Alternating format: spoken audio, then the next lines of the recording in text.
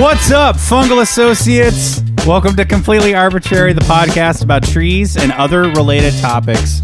My name is Alex Crowson. I'm alongside the incredible, the edible Casey Clapp. Edible is so apt this month, week, season. Casey, that's Alex right. Crowson. This is me, Casey Clapp. I am edible. I am indelible. I am Spreadable, like a butter. like a butter. I can't believe I'm not butter, though. I can't believe you're not butter. Well, you better believe it. I am not. I'm buttery, though. Let me tell you.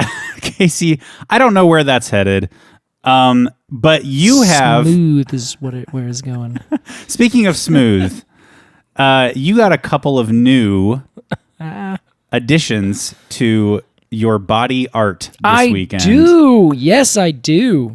Please tell us about... I can see them. Maybe we'll put photos on the Instagram post for this episode. Yeah, that would be great. What do you got, Case? New tattoos. I got some new tattoos. I went to the also edible, indelible Sean Hebrink of Bloodroot Tattoos. Everyone should look up their stuff, look up Sean's work, and get some work from him.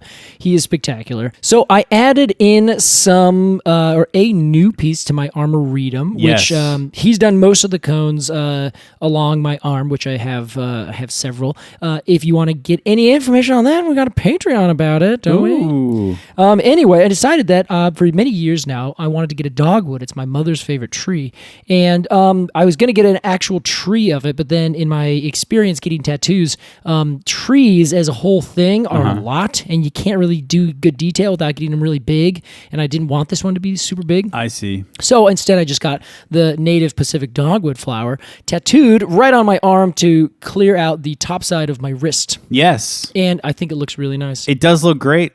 I love the little leaf coming off the side of it. Thank you. It was his idea, and I was like, yep, I think it's a good move. Yeah. And so I got that, and I decided I didn't need only cones in my arboretum, so it is, in fact, more than just a coniferous arm now. Yeah, that's right. And then on the inside of my chest, I got it's called a Gorgon image. Are you familiar with this? I think we've talked about it a couple times. I sure am, Casey. I'm a big fan of Greek myth. Me too. And this is the Gorgons. They're three sisters, the only mortal one of which is classically known as Medusa. Mm-hmm. And it is an image of like this face that is kind of a gargoyle-like face with like its tongue sticking out. Like it's probably the most hardcore tattoo I have. Yeah. And then it has like snakes coming out from the hair and kind of a stick wooden kind of ring, almost like a wreath of sort of twigs and sticks around it, which are in fact poison ivy. Okay. Because I am extremely allergic to poison ivy and poison oak and all the other things that come along with it. And so I kind of like that idea because it's a protector.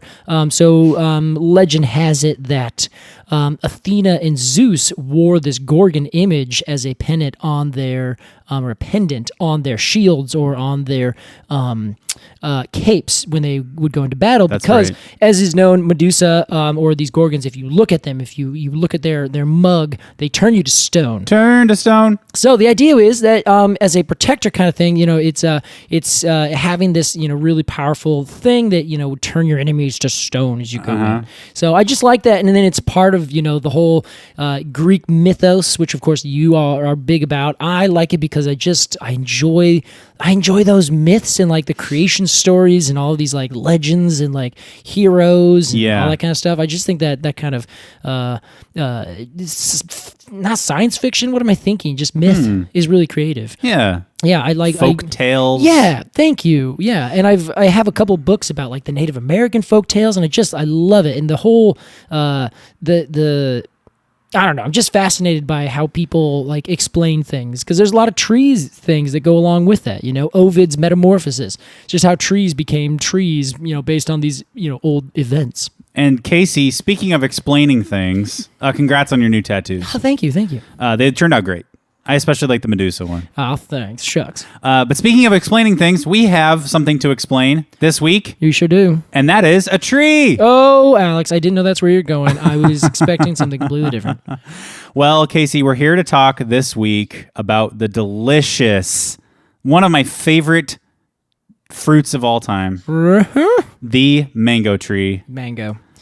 Casey, the scientific name on this? Yes, Mangifera. Mangifera Indica is the name of it. Indica? Yeah, because it's from India. Okay.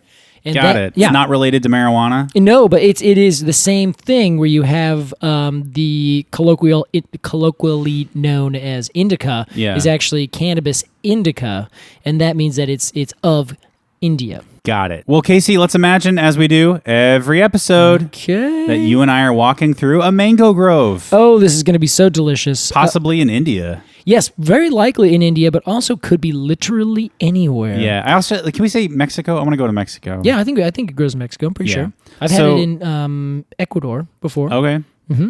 Not too far from there. No, not too far. And we have a big knife, and we're just pulling mangoes off the tree and slicing them there and eating them up.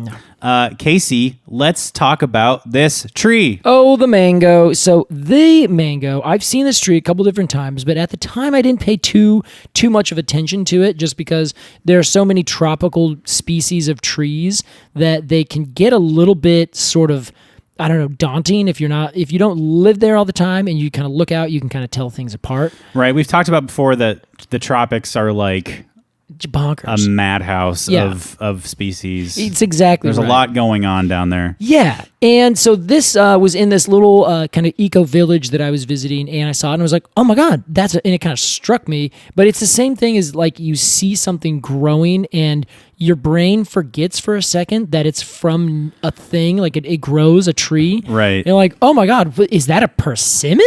And you're like, yeah, you can get those from a tree. Like that's where they grow. Yeah. And it kind of took me a moment, and then they were like, yeah, that one doesn't look ripe, so don't worry about it. Because I was like, can we just eat that mango? And they're like, well, you could, but it's going to taste pretty bad. Yeah. Were there any good ones on that tree? No, we had to find another tree, and then I think we just like threw sticks at it. Like even the people who I was we were the only people at this place because we went in the off season, and so they were like just hitting it with sticks until the thing fell down, and then it just tasted terrible. Oh no! But it wasn't bad. It just wasn't very good because it was just becoming ripe. I'd be so sad. I know it was a little bit of a letdown, but they had other mangoes that were in season, so we ate those. Yummy. But a mango is a tropical tree that has been in cultivation for anywhere between 3,000 and 5,000 years. I've heard a lot of different things. Okay.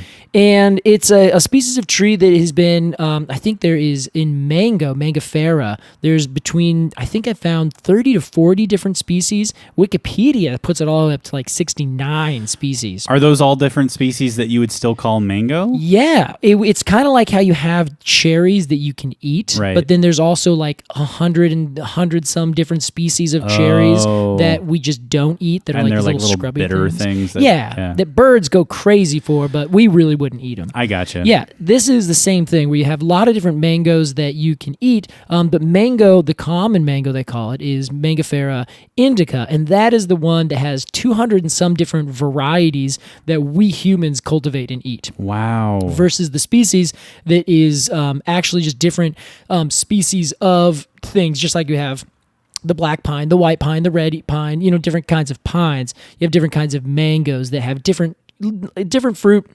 Some may be astringent, some are really big, some may have big pits, some just may not grow the way we want or where we want for whatever reason. Also like different leaves and exactly. Limb bark. Yeah. Limb bark. I was about to say limb structure, and I cut myself off. I said, no, that sounds dumb. That sounds like you're trying to be smart and you're not. Yeah, but you would have. Yeah. But what I was trying to say is like morphology. Yeah. They just look different, I could have said.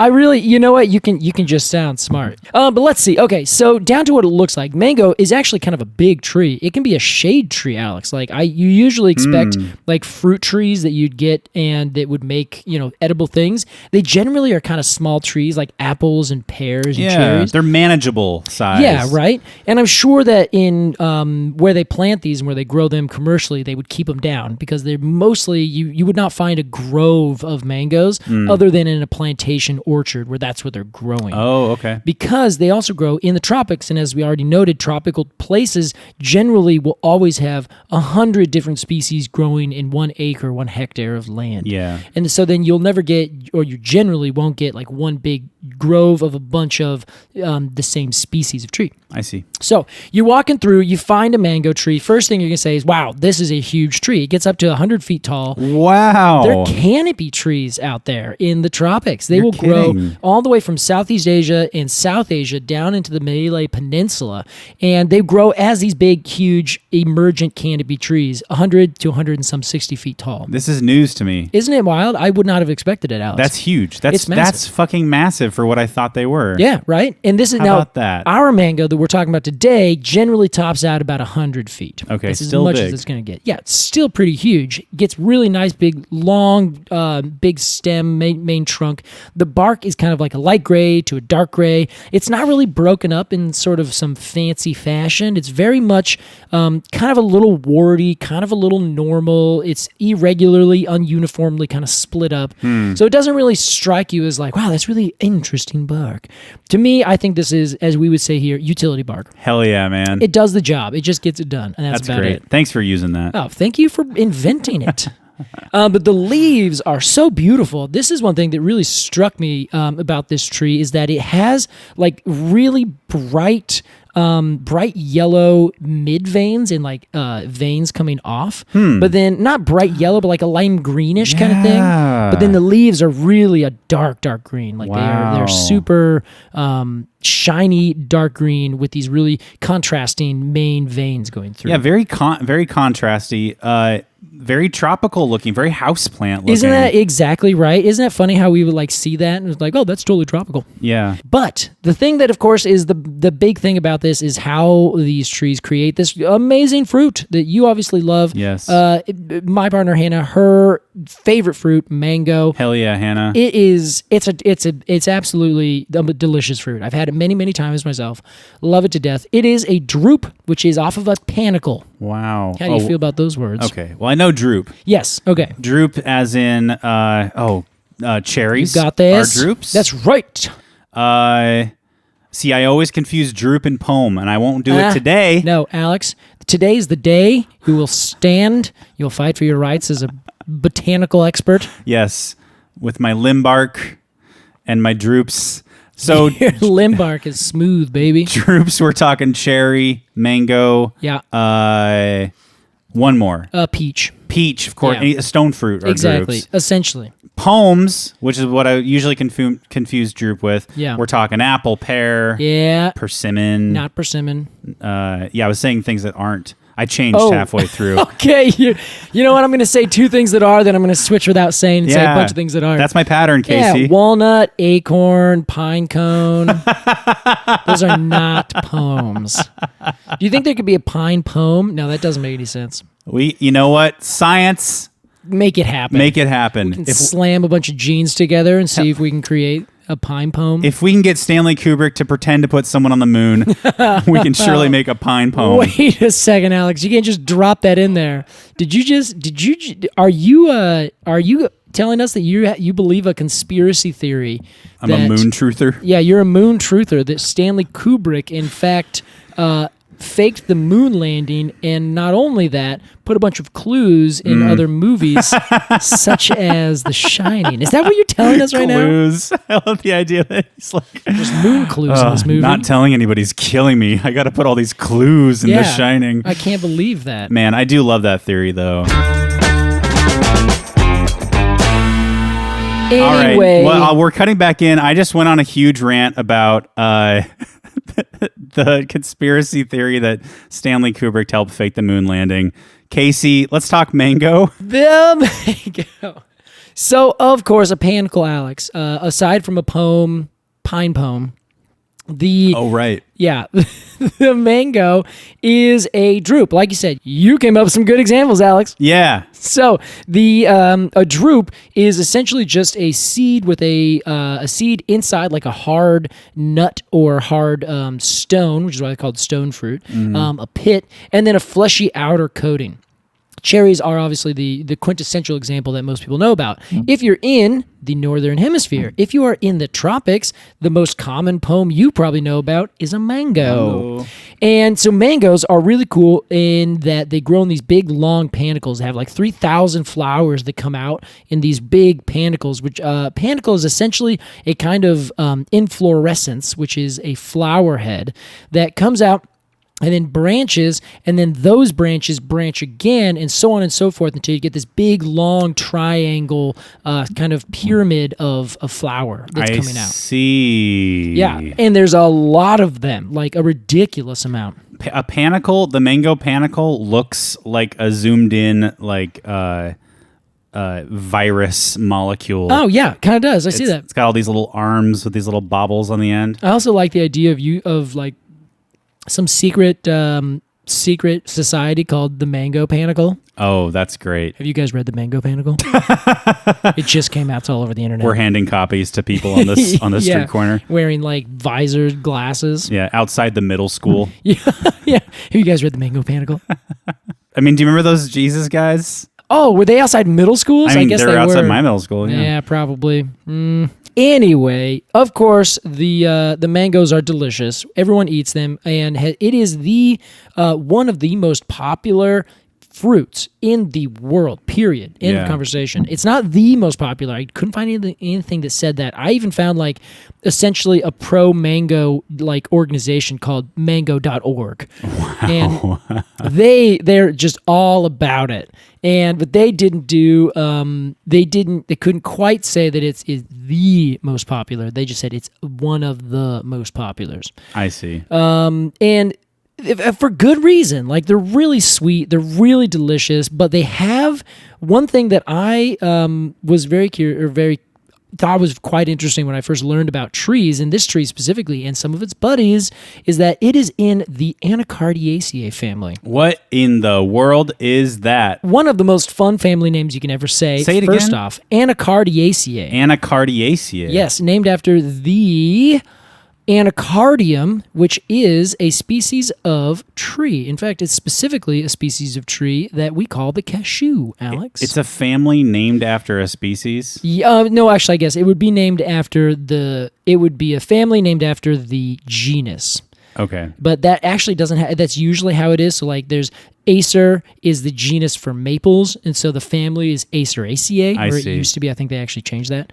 Pinaceae, right? Icaceae. Well, that's the I understand family, Icaceae.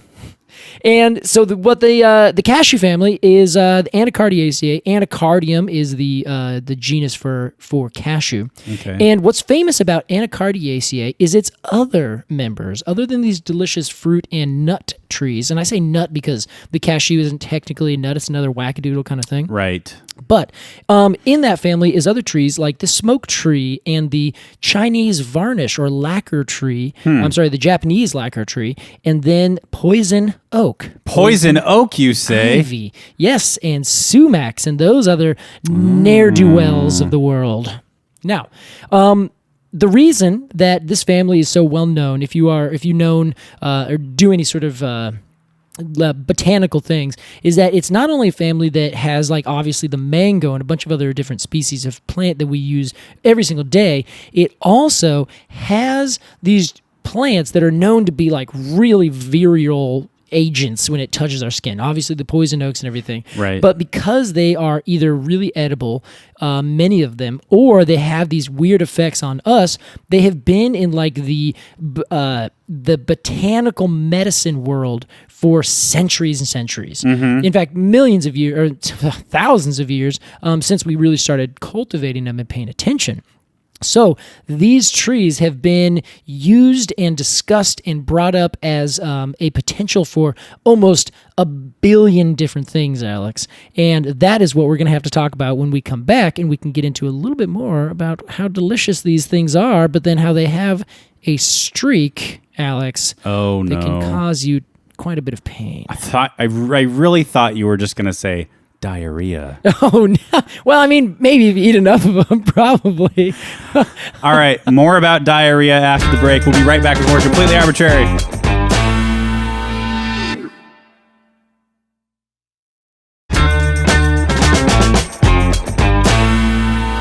Welcome back to Completely Arbortrary. Casey, before we get into poison oak and ivy and such, I want to give a quick shout out to, you know what? I'm going to give a we've never done this before. This is huge. I'm excited.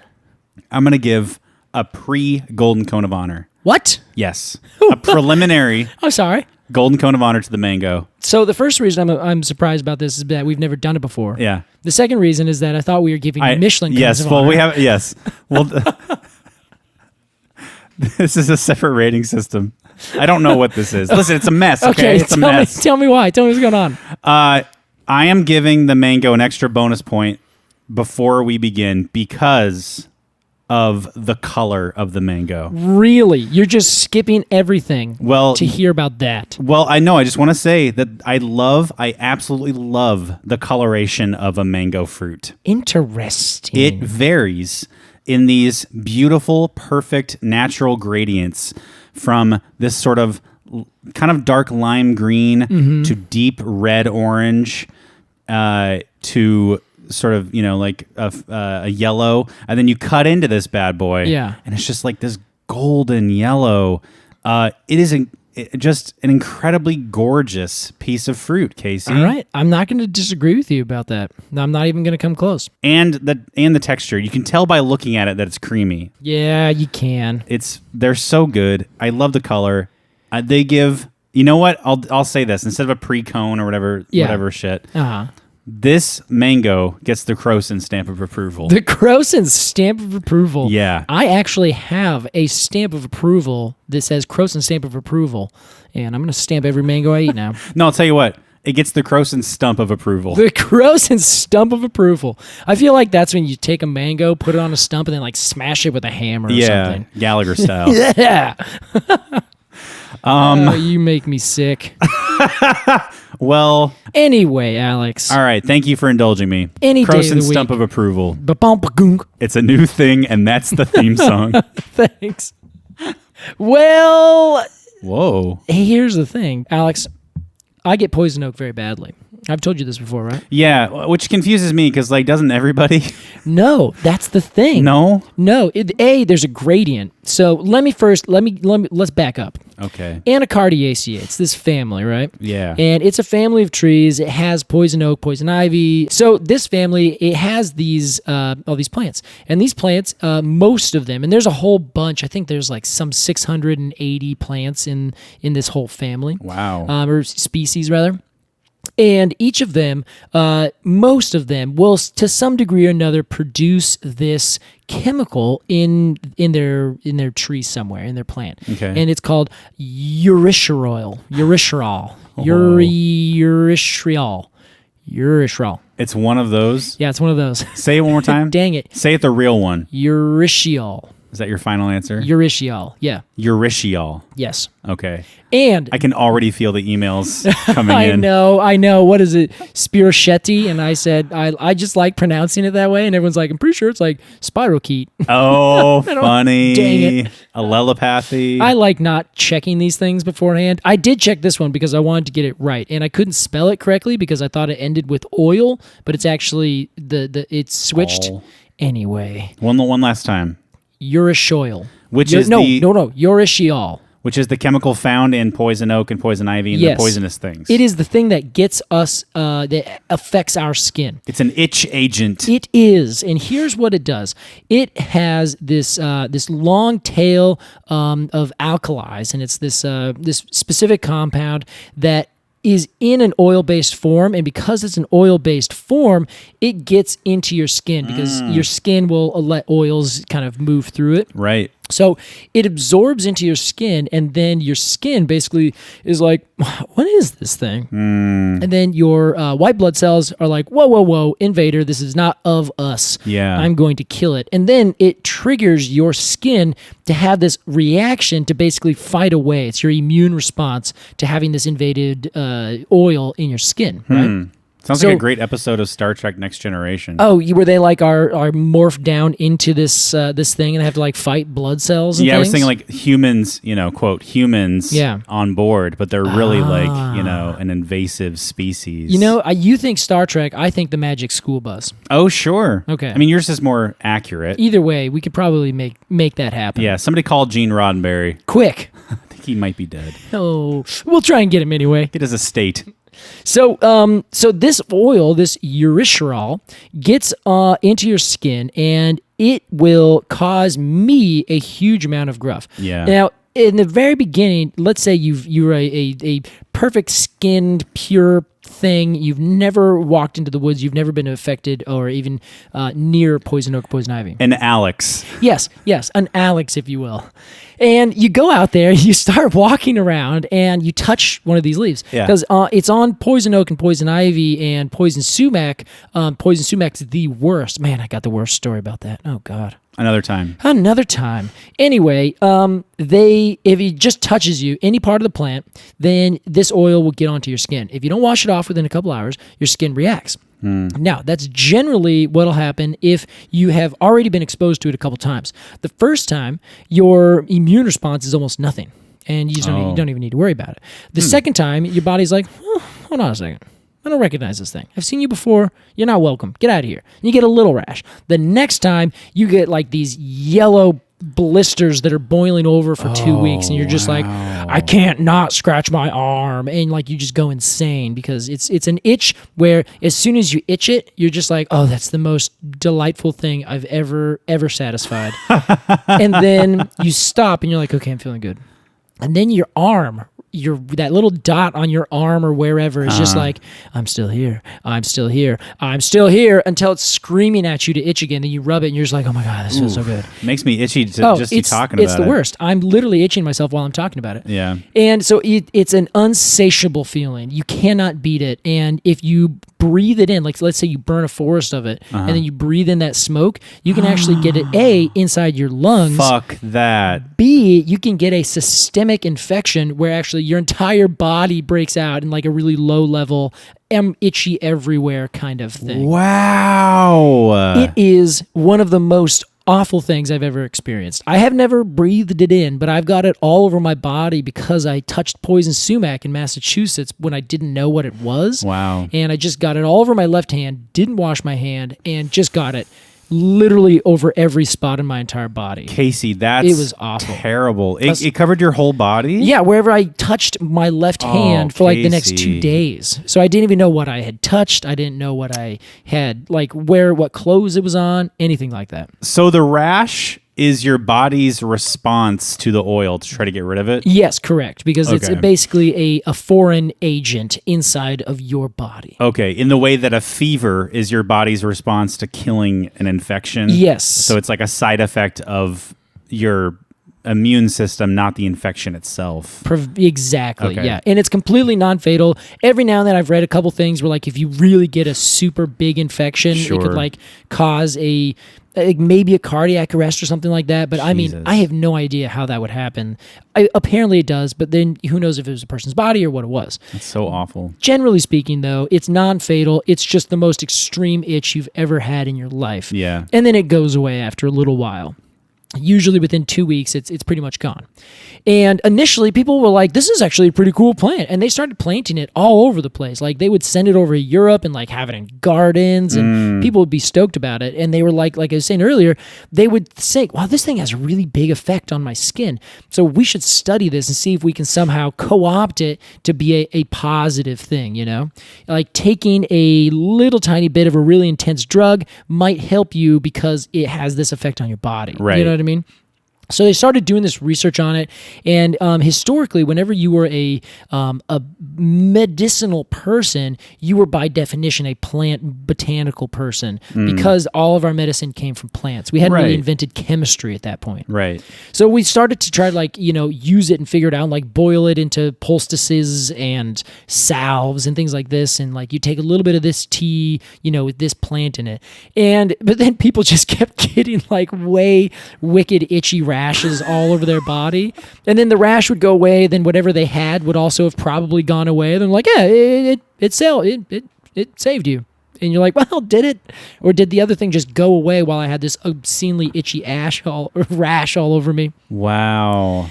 It's the worst, Alex, is what I'm saying. So I have a quick question about the plant itself. Yeah. Well, which one? Poison oak. Okay. I've seen poison oak in the woods. Was told by a friend, hey, don't touch that. It's poison oak. Yeah. Good friend. And it's like red. Yes. Why? But also kind of green. Mm-hmm. What's up with the coloration of the? I don't understand. I guess why is it like that color? Yeah, and, sure. Speak on that. Yeah, all right, sure. So it comes out The laziest interviewing ever. So essentially, they would start red because they haven't their leaves just kind of unfurl, and a lot of leaves do this. Where they're first coming out, they haven't built up and put all of their chlorophyll out to wherever they go. I see. And so they end up just coming out kind of really red and rouge, and then over time become a lot more green as they fully fill up them and develop all their chlorophyll in their cells. Oh, it's a pre-chlorophyll sort of situation. Yes. Okay. And then they also, when they go dormant for the season, those leaves would turn a bright red as well as they take all their chlorophyll and break that down, and then the leaves drop. Because most of them are deciduous. So, Casey, the big question here that I think that's on everyone's mind, is the mango poisonous? The mango is poisonous. Wow. Only in the skin. No kidding. No kidding. So most people are not going to get an allergic reaction to the mango if they just like are eating the mango. Right, the flesh. Yes, but many people have got allergic reactions on their lips specifically. Hannah being one of these people, while sitting in the back of a truck eating just mango after mango after mango and biting it and sort of scraping it off the skin. Yeah, that's the way to do it. That is when you will get, if you are predisposed to getting this, so like if you've never touched it, your body doesn't really know, doesn't really care. You actually, it's the ironic thing of everything else, like you get exposed to it. Then the more you're exposed to it, the less. Right. Now your body's better prepared for it each time. It's backwards with this. Exactly. The more you're exposed to it, the more likely you are to get it. That's wild, man. So if I went down there and just started scraping mangoes off the skin of a mango, the flesh of the mango, then I would probably break out all over my face and just be like completely unhappy for the rest of that trip. That's incredible. Yeah, it's awful. Yeah, it's amazing, and that is the plant does this, Alex. They think as a means of bacterial and insect kind of fighting it off. Or what am I thinking? Defense. It's a little insecticide. Exactly. I have another stump of approval to give out. No, you're kidding me. I love this. It's a new gimmick. Who doesn't love a new gimmick? Hey, I can't think of literally a single person. My new stump of approval is for plants that have natural insecticide. Ah, good. The Eucalyptus. Yep. Is one of them, right? Mm-hmm. And many others, of course. I know, and etc. Yeah. I love that shit. That's so smart. I think it's just super cool. It makes everything feel like the plants, like they're fighting back. You gotta love it. But it does, so it basically makes it so that you would have more of a protection against some plant or some insect eating into the flesh of your fruit. Right. Because that is actually for other things to eat, like large animals, so they can go poop them out somewhere else and then end up getting more mangoes. But Casey. Yes? Is not the seed of a mango too large for most animals that would be eating a mango to digest and poop out somewhere else? That is probably very accurate. I can't think of very many things. The things I can think of are long gone. Like an alligator. No. Like, yeah. I think I meant to say dinosaur. We still have alligators. Hold on. No, I can explain myself. I think I meant to say dinosaur, but then I thought of an alligator-looking thing, and what came out of my mouth was like alligators. The answer is yes. Long necks. Yes. Brontosaur. Not quite that far back. Okay, well, but I think maybe. I mean, I was reading that they had been. There's fossils from way before, maybe a couple million years before dinosaurs went extinct. So then, certainly, before that they were around. Okay. So it's possible, but then there's also later things that would have developed, mammals like. But this specific plant is from, and most of the diversity is from Southeast Asia and South Asia. So there are larger animals there. There's elephants that are there that can eat it. There's giraffes in certain areas, but I guess if you go down into Africa more than anything. But then there's also like larger yak kind of, forest dwellers like that. There's rhinoceroses, that kind of thing. Okay. So it's very possible that they were getting eaten by these really big animals that are in fact still around. I see. But then we probably made them into bigger forms, just like we do with the apple, where you want to breed the biggest, sweetest ones, and so you can get bigger, better all the time. Okay. So it's very possible, and I couldn't find very much information on other species. It turns out the internet's quite obscenely devoted to this one mango. But there are I found some articles talking about other smaller species that are just lesser known, like the other 20 to 30, or 30 to 40 species. Uh-huh. And those honestly probably have much more small fruit that are more fixed for birds or monkeys, right. Or other kind of apes or creatures, maybe bats that are looking to get some fruit and things like that. Okay. So there's also some that are a little more stringent that are just not quite as good, like we were saying with cherries, where sometimes they're just cherries that are, botanically speaking, those are cherries, but they had not been evolved for people to eat. I understand. If these were ever, you would think they were, if we could take them down and move them around and then throw that seed somewhere, then that seed grows, that plant is still thinking, yes, this is a good investment. Yeah, I would think ultimately the goal of a fruit tree would be, and the whole reason that you make fruit delicious is that things will eat it. Yeah, right? exactly. Yeah. So why a seed that is so large and in charge? Yeah. Well, in this case, it might be also that the tree just wants to make sure it can get a good canopy space. So if you have a big seed, you got a lot of fruit or a lot of food in there for the little seedling to grow on. So it can push its way up higher into the understory. Wow. So that tree can then have a better start on life. Because, as we know, a fruit, like an acorn, is a packed lunch. It is the for seed. the seed. Yes. Well, no. The seed is the packed lunch for the little seedling inside the fruit, which is the packed lunch for the rhinoceros. I see. I thought I was tying a nice little bow. You were. Casey. You were. You just had you had tied the bows from the inside to the outside at the same time. When really there's actually a little bow on the inside, then a little bigger bow on the outside. And like the left side of the bow is a lot longer than the right side. So it's one of those things you just pat you on the head, and you're like, yes, that looks so good. He's learning to tie. Well, that is it. In the mango, it doesn't. We're people, humans, and some other apes are the only, or primates are the only things that are affected by poison oak, poison ivy, urushiol. Wow, no kidding. Isn't that ridiculous? No That is insects, ridiculous. Snakes, other mammals, squirrels, deer, nothing. Just us, huh? Just us. Cats, dogs. They don't care. It's just us, our little unhairy selves. Oh wow, cats and dogs. Here's a quick question before we get into our review of the mango.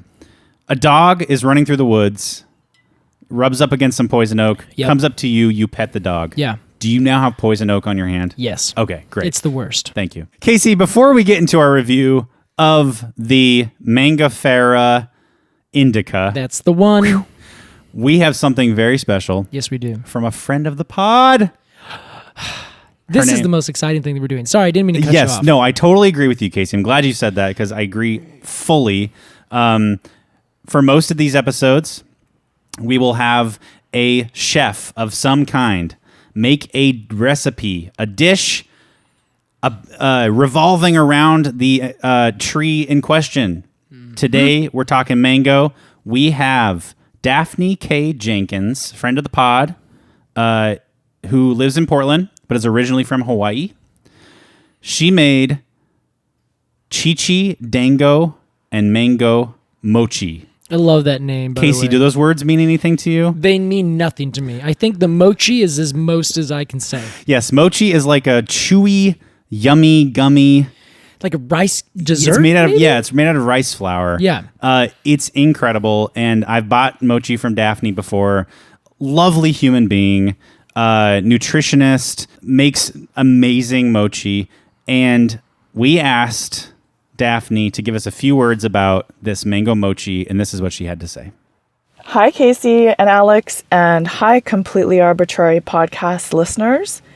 It's Daphne Kauahi'ilani Jenkins here, and I want to share with you the history of my love for chichidango mochi. I grew up on Oahu in Hawaii, and my grandparents and I would hang out a lot when I was little. I guess I was over there being watched by them, but it really just felt like hanging out with my two favorite people. And we would go oftentimes to a mall, an indoor-outdoor mall called Ala Moana Center. We would go so Grandma and Grandpa could run errands, and also so that I could walk around, get out of the house. And it was a pretty big mall for a little kid. One of my favorite stores was Shirokiya Department Store, a Japanese department store in Ala Moana Center. And in this department store, there was a food stall floor. I feel like it was the second or third floor of the department store, but it always had this amazing smell of delicious cooked things and desserts. And every time we went to Ala Moana, well, maybe not every time, but it seemed like it, I would pick up a plastic clamshell of chichidango mochi that was made by Nishodo Mochiya, a company that made this awesome Japanese confection. And so it was little slices, a rectangular prism-shaped chichidango mochi made of sweet rice flour. So a rice cake sort of dessert, but it has this gummy texture to it. And inside of this plastic clamshell were wax paper wrapped chichidango. Usually the colors that I would choose would be white or pink, or a combination of white and pink. So I'd take these chichidango mochi and I'd eat them in the back of my grandparents' Volkswagen van. And usually by the time we got back home to my grandparents' house, most of the clamshell was gone. I just loved the chewy, supple, milky, sweet flavor and textures of chichidango mochi.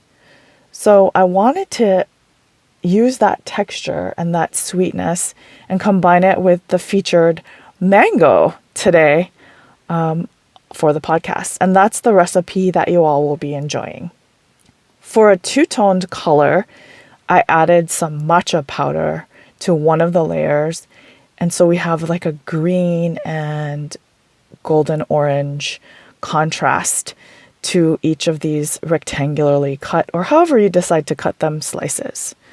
So that's a little bit about my chichidango history. Growing up in Hawaii, very influenced by Japanese culinary textures and flavors. And then also, I was a lucky girl. Mangoes flourish in Hawaii. I actually have a mango tree in my parents' house, in the backyard, not in the house, that was planted around the time of my birth. So the mango tree and I are the same age. And then at my grandparents' house, they also had a mango tree that I just remember really being with me throughout my childhood. The type of mangoes on my grandparents' tree were called Hayden mangoes. Oh my gosh, so delicious, so firm, and with a little tartness, I believe. And then I think the ones in my parents' backyard were a hybrid of Piri and Hayden, or maybe they were Piri mangoes. I can't remember. But there are so many different varieties of mangoes that I believe originated in India, but made their way to other tropical locations. And thank gosh, because they're delicious. So I hope you enjoy my recipe, which combines mango with chichidango mochi. Mahalo. Oh, it was so good. Casey, Daphne's the coolest human. Yeah, that just makes my day. So there you have it. That's kind of the backstory of this recipe. And so one thing that I did notice, so she said she thinks it was a Hayden mango, which is flavor sweet and sour with a slight bitter aftertaste of tropical fruit. Yum. Fruiting of the Hayden mango in 1910 inspired the creation of a large-scale mango industry in South Florida. The industry has since become greatly reduced by the impact of development and hurricanes, so it doesn't grow as well there. But obviously, you still have some trees that are growing quite well in the tropics, specifically Hawaii. So if you want to make this mochi at home, we have the recipe on our website under this episode. Mm-hmm. And Daphne, in a very considerate and cool move, switched up her recipe to include items that are more commonly found. Oh, that's so wonderful. So thank you, Daphne, so much. Thank you so much. I'm so excited. And you can follow Daphne on Instagram to see all of her amazing treats and foods and things. And eat them. I've had her mochi before. It's so good. Yeah, amazing. Daphne_K_Jenkins. It's all phonetic. Casey, it's time for our review of the mango tree. All right. Mangophora indica. We're going to give our final thoughts on this tree and then give it a rating of 0 to 10 Michelin cones of honor. Let's do it. Is that what it was? Golden Michelin cones of honor. Golden Michelin cones of honor. Yeah, for copyright reasons. Right. Michelin is spelled Mishiln. Yeah. So they can't come after us. I'm sure they're really litigious. Yeah, they're waiting for us. Casey is our resident expert. We will begin with you. All right. So here's the thing. Here is the thing, Alex. Whoa. I also have to say I love the color of the mango tree, and I also love that their seeds are called recalcitrant. Have you ever you know the term? No. It means having an obstinately uncooperative attitude towards authority or discipline. Wow. and what These seeds don't give a fuck. No, they don't. They're just like, The seeds, they're called recalcitrant because you can't store them. If you get rid of too much water or if you freeze them, then they die. They can't survive. There you go. So mangoes are what we get. So you can't save them in like big seed banks and things like that. Wow. And I just love the fact that there's a term for that. It's recalcitrant versus orthodox. Okay. I just wow. Whoever came up with those That's terms, amazing. I just love it. Like this is an orthodox mango seed. That's incredible. Yeah, I guess it's not mango. It would be some other different kind of seed. Yeah. Anyway, the fact that the seed is obstinately uncooperative in terms of its attitude kind of makes me dig it a little bit. Yeah, that's great. I do like mangoes. I think they are very tasty, especially not dried. I like the fresh ones. I think they're very good. However, I don't like poison oak. I don't like it to such a degree that it causes me to not go on hikes in places. It causes me to never want to touch the skin of a mango and just walk in places that I even consider there possibly being poison oak or poison ivy, which I should say, out west, we have poison oak. As you go east of the Rockies, that's when you get poison ivy. They're different species of toxicodendron. Just to be clear, I should have said that. Okay. But it really doesn't matter. They all do the same thing. However, Alex, I do think this tree is nice. I think it's a nice tree. I like that it grows really big, and I like that it feeds a lot of people, and that everyone really likes it. So I think this tree, even though it has a bad streak, it's wrapped in something that's awful, but inside it's got a obstinately uncooperative attitude. And I think that's worth 6.5 golden Michelin cones of honor for this tree. 6.5. I know. I hope that's not going to ruin anything. That is extremely low. It's extremely low. I know. I'm thinking. No, about I think it. you should stick with. I mean, like, I'm not trying, but I'm just saying, I'm gonna like, get so much shade for this. Wow, that is so low for the mango. It's a cool tree. There's something in my heart that is just, I really, the fact that it even could remotely cause me a urethral rash makes me want to keep my distance with a 6-foot pole. Okay. Number two, it also is a thing I've had lots of times. It's great. It's fine. I have never been like jumping out of my skin for a mango. Okay. I hope that's okay. That's fine. Yeah. I'm gonna regret saying this. I know I am. No. I'm gonna get so much mail. I'm gonna get from me. Yeah. Berated from you and Hannah, everyone. So, you know what? It's okay. It's okay. I don't know if I have the power to fire you from Arbortrary Media LLC. What? But I'm gonna look into it. Why would you even want that power, Alex? All right, Casey. 6.5 golden Michelin cones of honor. We're gonna have to tighten that up. Yeah, I like golden Michelin cones of honor. It's fine. For the Mangophora indica. You are almost very close. Mangophora. Yeah. All right. What do you got? Here's what I think about the mango. Yeah. I'm thank you for giving me this soapbox. You're welcome. I'm going to turn my microphone off. Mango, I think, is one of the most delectable fruits that we have the great pleasure of eating. Really? God bless the mango tree. I am so grateful that I live in a time that mangoes exist. That there are several different species, including varieties. Although I probably only ever eat two species. Kent, Kiet, Hayden, Francis, Hey, Honey. Can you shut the fuck up for a Sorry. second so I can give my review? Anyway, turn my microphone back off. It never went off. How do you know? I think the fact that it causes a little bit of shit is kind of great. Really? I think it's here's I think there's a metaphor here, Casey. Okay. The mango tree is obstinate and kind of Recalcitrant. anti-authority. I think that's a great metaphor for, live your life. You can't store these and eat them later. Eat them now. Enjoy them now. Be in the moment. Enjoy these delicious fruits. I gotcha. The flesh of a mango is, when you get a good mango, to me, it is more satisfying than a good, pick of any other fruit. I think a good mango is a top tier fruit. Is an S+. Okay.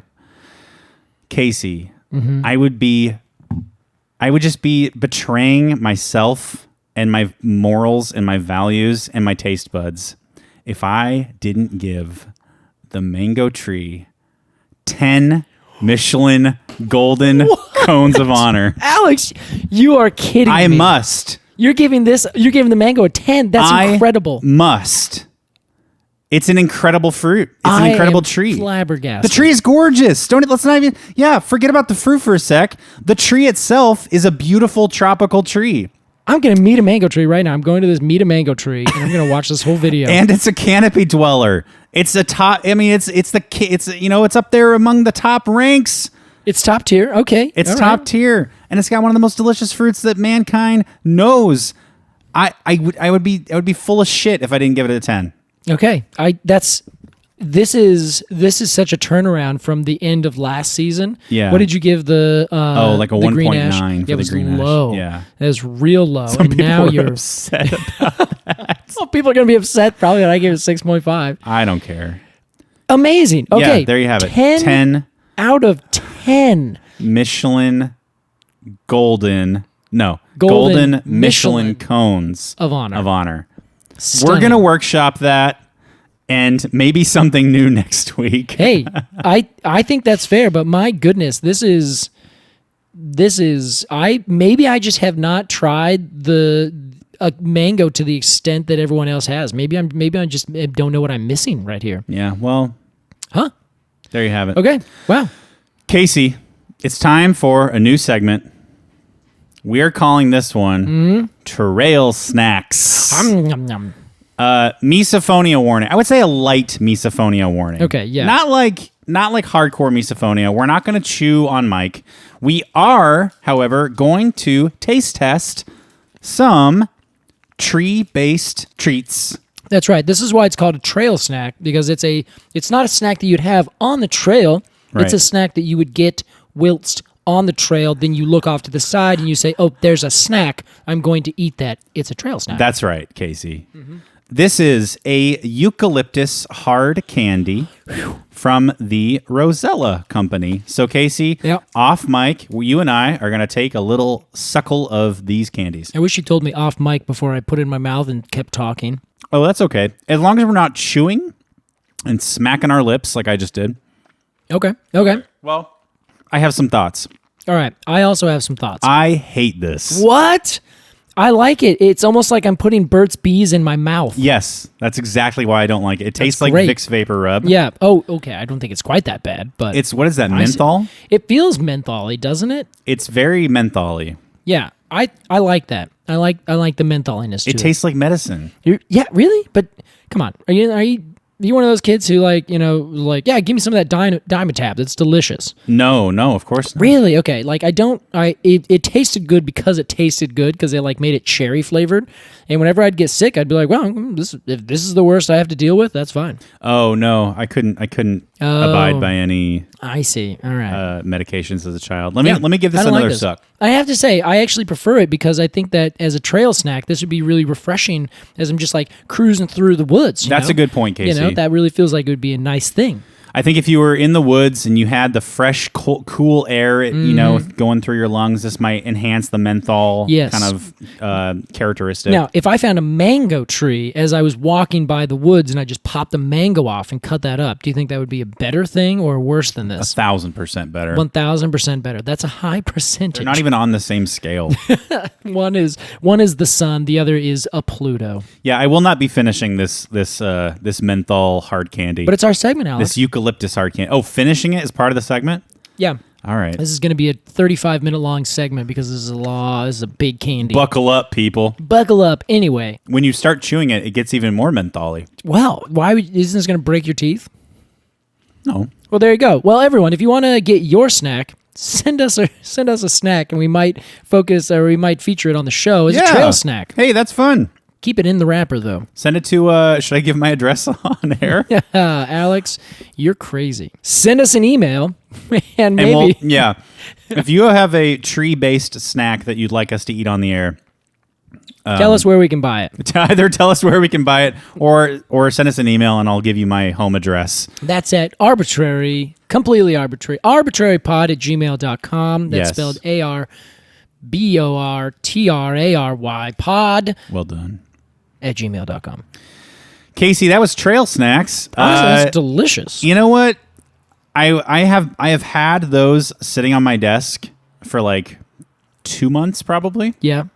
And keep thinking, we need to use these. We need to use these on the pod. We finally have a whole segment based around the fact that we needed to use these. And you hated it. And I really disliked it, and I'm upset. I didn't know what I thought it would taste like, but I didn't think it would taste like that. Well, I really like it. I feel nauseous. Oh, I'm sorry. I think that I had someone gave us a bunch of maple hard candy snacks. Yeah. I just finished those like last week. Wow. If I had thought about it, I would have brought that because that would have wet your whistle, Alex. It sure would have. Those were delicious. Casey, it's time for our completely arbitrary Q&A. This week, our question was sent to us from Mary Ellen Hawkins. Mary writes, I was out on a walk the other day through Grover Archibald Park in D.C. Oh, Grover Archibald. I think that stands for Detective Comics. What? And I saw something I'd never seen before. It looked like a big tree had halfway, quote, absorbed or grown over a smaller tree of a different species. I know trees have no problem growing over rocks or other immobile obstacles, but can they grow over other trees? Is there fiercer tree competition out there than I was aware of? Attaching a picture for your reference. Love the podcast. Your fungal associate, Mary Ellen. Thank you, Mary Ellen. Oh, Casey. Mary Ellen. This is a great question. The photo sent really looks like a tree is trying to eat another tree. It does, right? We'll post this on the Instagram so you can go take a gander for this at this picture on today's post for this episode. Yeah, and you know what I like about this is that it is true. Like, it does look like exactly one tree has been eaten. Yeah, so what do you reckon, Case? I love it. I just think it looks so cool. I'm never going to get that taste out of my mouth. It's there forever now. Okay, so what's going on in this photo is essentially there's a big tree, and then right next to it there is a little tree that's growing. But then, as we all know, trees get bigger 1 year at a time. They expand out by putting a new ring of wood along that outer section of their stem. So they essentially grow a new cylinder outside their existing cylinder, and they do that repeatedly over their lifetime, once a year, generally speaking. Yeah. So what happened here is that there was a big tree, and then right next to this big tree, a little sapling started growing up.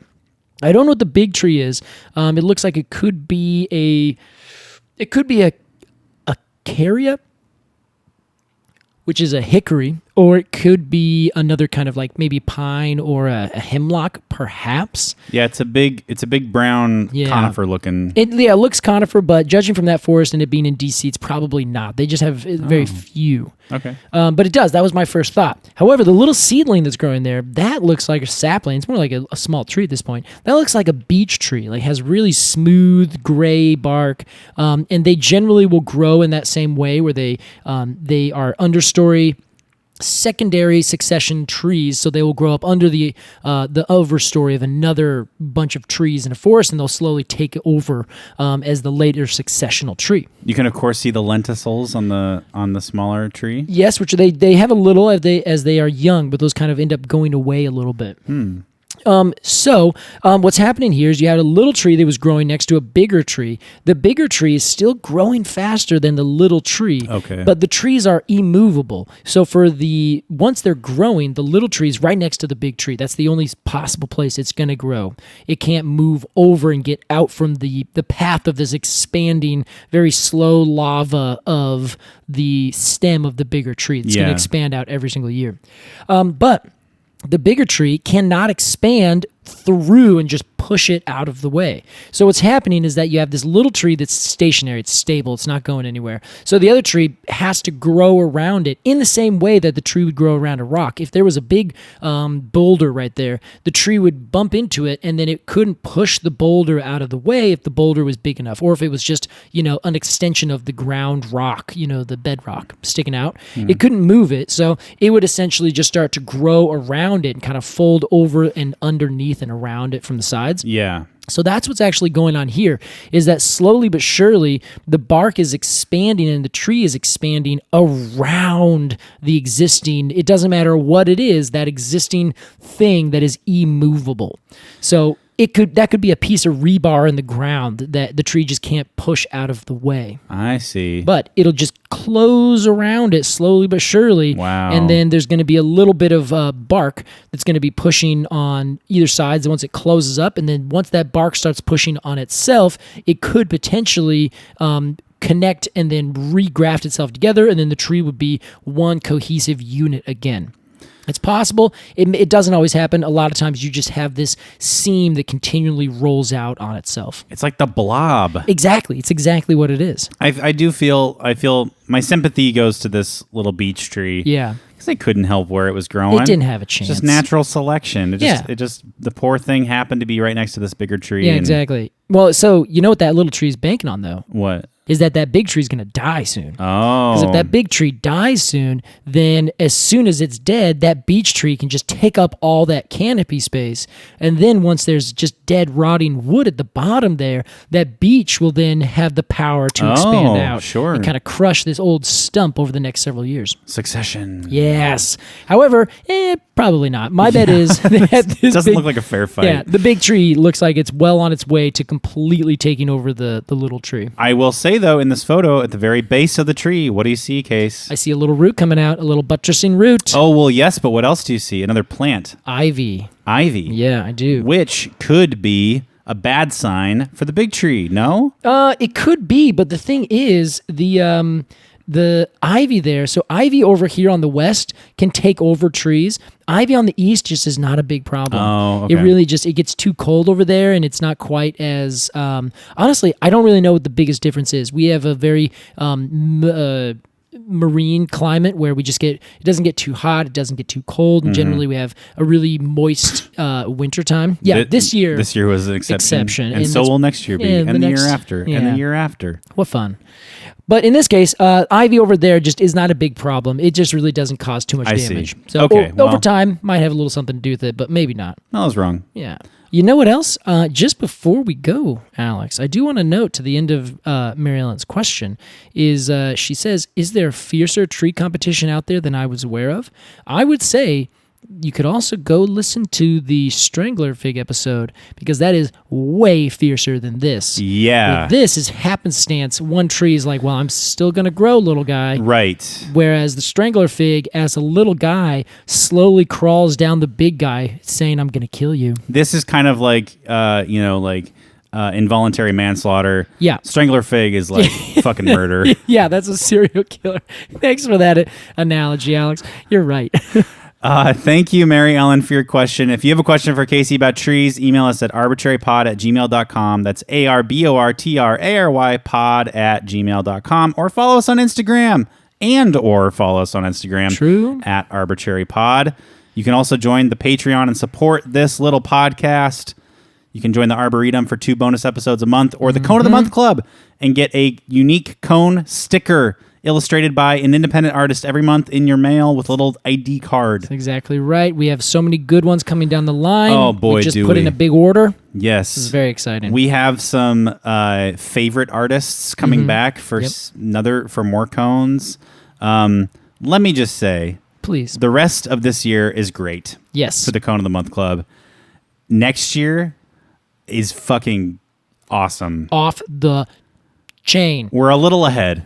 We're a little ahead. I had a little fun with getting artists to do this. It's going to be a good year to join the Cone of the Month Club, as is any case. As is any. And Casey, to you I say, congratulations on another episode of Completely Arbortrary. And to you as well. I'm excited to be back in the season. This is now the second episode. It's very exciting. Yes. We're back in the saddle, partner. Back in the saddle. Well, yippee-ki-yay. Y'all come back now, you hear?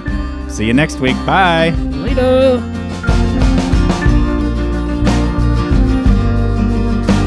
Completely Arbortrary is produced by Alex Crowson and Casey Clapp. Our artwork is by Jillian Barthold, and our music is by Aves and the Mini Vandals. And you can support the podcast at patreon.com/arbitrarypod. And find additional readings at completelyarbitrary.com. Thanks for listening.